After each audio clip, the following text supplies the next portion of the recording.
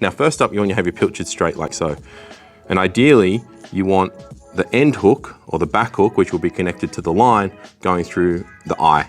And the reason for that, before I hook myself, is that you want your pilchard sitting in the water like that. It's much easier to cast, and the hook with the most pressure on it on the cast will be through the head. And you want that because the head's the bony sort of tough part, and it's not gonna fly off your hook in the cast. So to rig it up, you wanna have the side of the curve of the hook there, or as the hook point will come out, line it along the side of the pilchard like so, and you want to push down on the back hook here into the tail section. And what that does is that's your starting point. So you know you've lined the hooks up, and it should be, and when you rig it, it should be nice and straight.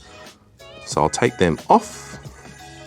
So you can see in the tail there's a nice groove, and I know that's where I need to start. When you put the hook through, you want to make sure that you're going through the bone. Some people go through the top bit here. The problem with that, again, it's fleshy and can be quite soft. So by going through the bone, you know you're going to be in a secure spot. Again, when you put the hook through the pilchard, make sure there's a gap between your fingers, because if my finger was there and I put it through, it's going to go through my finger, which is something I really don't want. So there's my groove. I'm going to start it. And as I push in, I'm going to feel the bone. And when I feel the bone, you can generally feel it's a little bit harder. Instead of pushing all the way through, then turning, I'm actually going to push and turn at the same time, like that. And by pushing and turning at the same time, I'm angling the hook in the position I want it.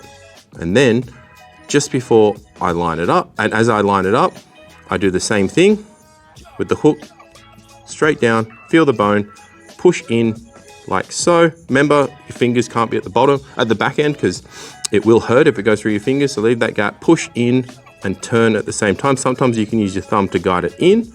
It's a bit tough, this one. And then I come out like so.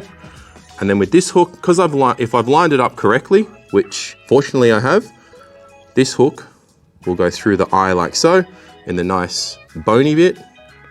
And then that's going to come out just like that. So you can see there, you've got the back hook coming out there through the bone. So if my finger was there, it's going to go through it. So luckily it wasn't there. So there, you got that in the middle part of the bait, and then the last hook going through the head. And that head part's quite bony, and it's going to secure it in position.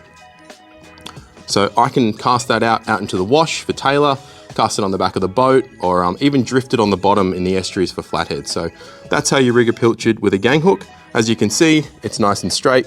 It's going to stay on the hook, and plenty of protection for toothy critters.